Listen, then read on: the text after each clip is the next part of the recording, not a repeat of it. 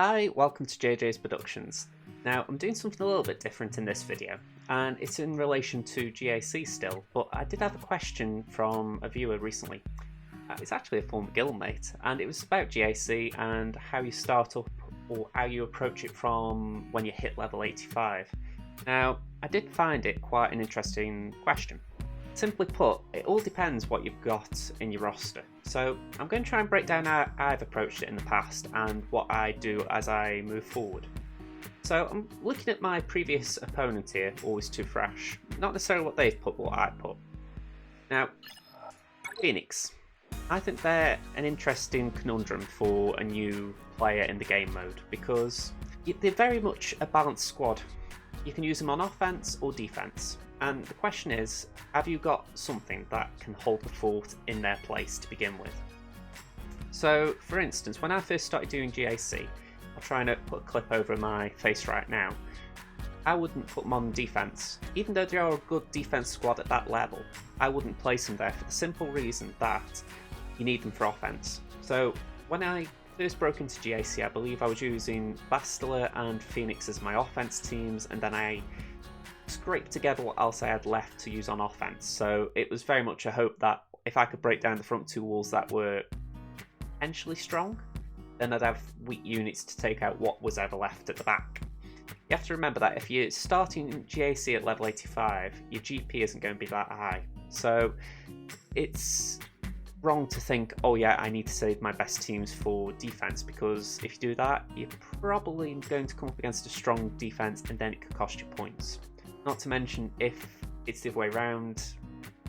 Yeah, this is where game tactics come into it. And it's something that comes into a lot of these game modes in general, because you have to anticipate what your opponent's going to do. And this is where as well I sometimes sometimes have mistakes, or I create my own problems. For the simple reason, I'll go into a match blind, purely for entertainment purposes, but I won't actually look at what my opponent has put down or what they've got. So I'm going to just give an example from this latest GAC video that I will have uploaded by the time this video comes up online. And my opponent had got Geonosians. Now, if I had known that my opponent had got them, I would have saved my Emperor Palpatine, which I did say in the recording. The reason I didn't is because, like I say, I don't go into these matches pre-prepared, which I should. The only reason I don't is because I do like the entertainment value of, what am I going to find? But yeah, it is something I'm going to have to consider switching, because it does cost me. In this video I just did, the latest GAC, if I had decided, yes, I'm going to save Palpatine, I'm going to put something else down, I would have had a good counter to Geonosians. Instead, it cost me because instead that my best next counter can't counter them. You know, it's not even a soft counter. So it is a question of what your opponent's got and what you've got. Plus, what can you afford to save, what can you afford not to save. So I'm going back to my main clip right now. And for instance, this is the defense I'm placing on the front right now. So we've got Old Republic. The reason I put Old Republic on defense is, one, if you look at like a lot of Star Wars Galaxy of Heroes YouTubers, that's a hard sentence to say, they place Old Republic on defense. Now, you might say, well, why? Simple reason is they aren't that great on offense, but they are good on defense. Now, you can use them for offense. I don't want to, light fires under anyone, especially a guildmate who I know loves Old Republic, but they tend to be a better defensive team for the simple reason you've got Zalbar there. Zalbar's a great tank, so you can just rely on him soaking up damage and not necessarily timing out teams, but he can drag matches out. So, for instance, how my team is set up right now, it's got a Zatron Karth, a Zatron Mission, and a Zatron Zalbar. My hope would be that a team would go in, underestimate Zalbar's tankiness, and maybe look at the likes of Karth, who's got low health and protection, and think, right, if I take Karth out, then the rest fall apart. The trouble is, Zalbar on his own can be a bit of a pain, and it's simply for this. Wookiee Toughness. He gains 20% defense stacking each time he takes damage from an attack for one turn. So essentially, the more times you hit him per turn, the harder it is to actually hit him. So It's silly, I know, but when you combine that with Karth's leadership, where he regains, I think it's 3% health and protection every time someone attacks out of turn, which happens a lot in this team, not only is he tanking damage, he's recovering damage as well. That is one reason I put them on defense. Now, the question is, should I? Should I put them on offense? Now, anyone who watches my videos will know that when it comes to offense, I tend to have certain squads. So I'm just going to show you my roster on Crimson. This is what I have to work with in general. So this is my arena team. That is generally my best option if I've got a tough opposition. So in the latest video you saw that I used 4 of the 5. That was simply because I was trying to underdog a little bit. But, you know, if I need stronger, I've got stronger. After that though, the quality of opposition goes down a little bit. Palpatine, for instance, would be great on defense, but I haven't got a Zeta on him. So I really need to get that Zeta on him soon. I have actually got a Zeta banked. I mean, I could right this second if I wanted to put a Zeta on Palpatine. It's sitting right there. However, I'm aware that at some point in the near future I could get a chance to put a Zeta on Jedi Knight Revan. So I am resisting the urge to go and bank that Zeta. But it's a good Zeta. So as soon as I know what's happening with JKR, whether it's coming soon with that new thing the devs are releasing next month, the Galaxy Guide, I think it's called, then yeah, it might be a case that I put it on Palpatine now because I know JKR's a bit further off, or it could be a case that I think, right, JKR needs it. So it all depends then. That's how you assess what your squads are going to do. So as soon as the Zeta goes on, I'm going to feel confident putting Palpatine on defense, because really I could then use my Phoenix on offense. The reason being, Phoenix, they aren't that threatening on defense. I put them there purely because I don't particularly get much luck out of them.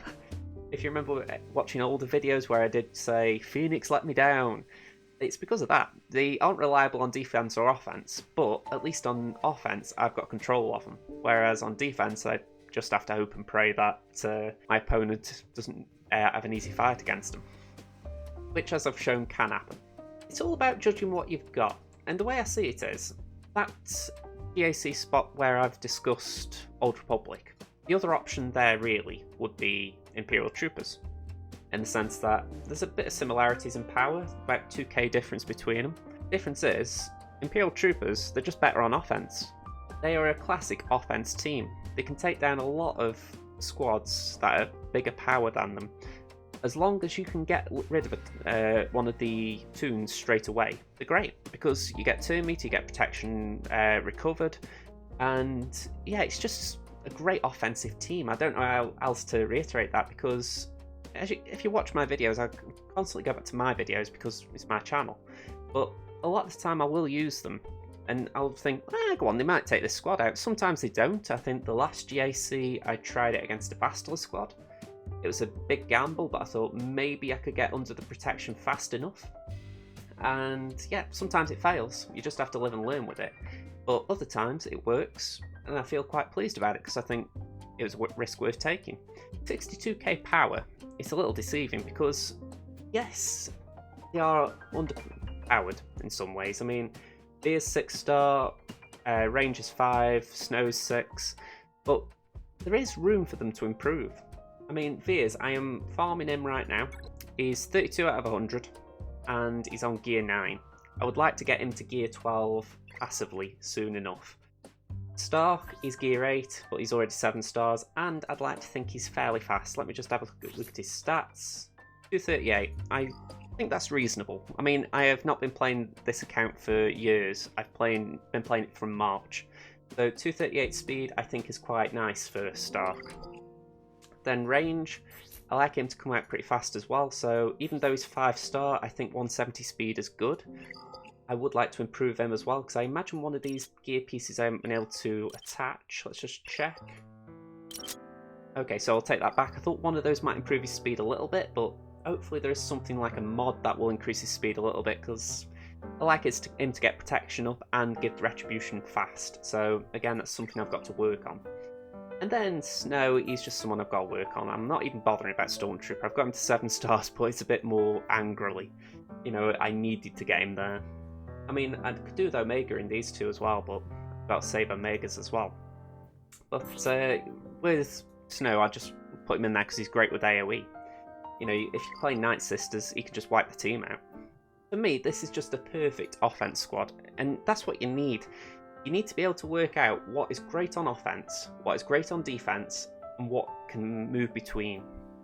Now, I can't show you my JT squad right now, but when you look at my roster, when I'm talking through my strategy in game, you'll see that I have bounty hunters.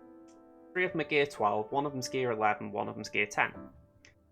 Now, there's a question, why don't you put down defense? And to be honest, I've been asking myself that a lot lately, because I'm thinking, could they do more of a job than my Night Sisters? And the simple reason is, I find them great on offense. You know, I don't tend to struggle with them, you know. So the question is, why should I take the risk? I mean, again, I'm pointing to my latest video, but the bounty hunters got me one of my most exciting wins today when I was doing recording. So I think, why should I actually make things more difficult for myself by taking one of my best teams and putting it on defense? And the simple answer is, until I have a team that works better on offense, why should I take a good team away? Because the teams that I've got on defense are doing alright. I've got Geonosians that in this latest round held the fort. I've also got Empire, and that seem to do alright every now and again. So it's all about balance. It's all about finding teams that work well. So it's a bit hard for me to give catch-all tips, because it's easy for me to say, oh yeah, I placed this, I placed that. But everyone's got their own roster. I'm talking about Phoenix, but you might not have farmed Phoenix. You might have gone hard on Jedi or Sith, or you might have gone for Imperial Troopers like I have. So it's all about what you've got. But you know what you use your squads for. You know, which one's your arena team? If it's your arena team, I'd save it for offense. The only exception to that is if it's a good counter to something. So for instance, if I got Geonosians as an arena team, I would place them on defense, because even though they're a strong team and on offense, there aren't a lot of players that will have it as a counter to it. You might have Empire, you might have Treya, but it all depends on your level then. I mean, for instance, this account here, I haven't actually looked at the GP on here for a while, 1,082,000. There aren't going to be many people at my level that have got Treya. So if I got Geonosian Brood Alpha now, I'd feel confident putting Geos on defense, because they'd either need a Treya or they'd need a strong Palpatine team. And that's how you have to approach it. You have to think, what is your squad? What strengths do they have? What weaknesses have they got?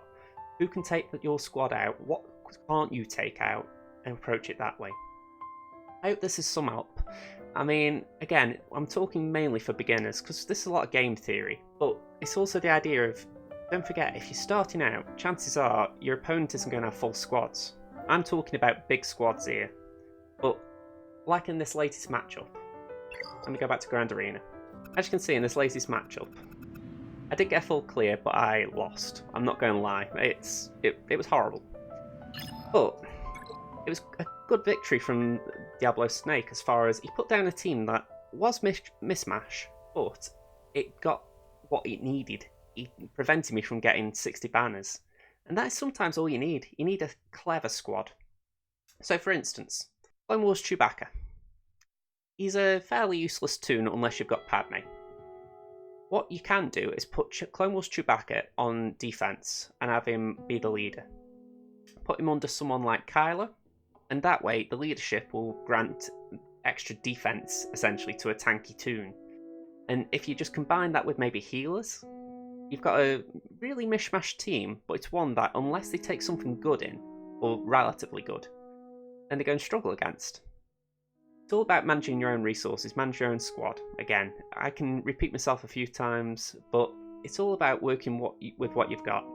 So I'm going to leave the video here. I've been talking for 15 minutes. It was way longer than I expected. But leave thoughts in the comments about what, if you're at that level, if you're just about to start Grand Arena, maybe you're level 80, 83, 84, let me know what you're planning in regards to Grand Arena, if you had thoughts about it or if you've had concerns about it, and we'll talk about it, because it's a game mode I love. I wouldn't do videos on it otherwise.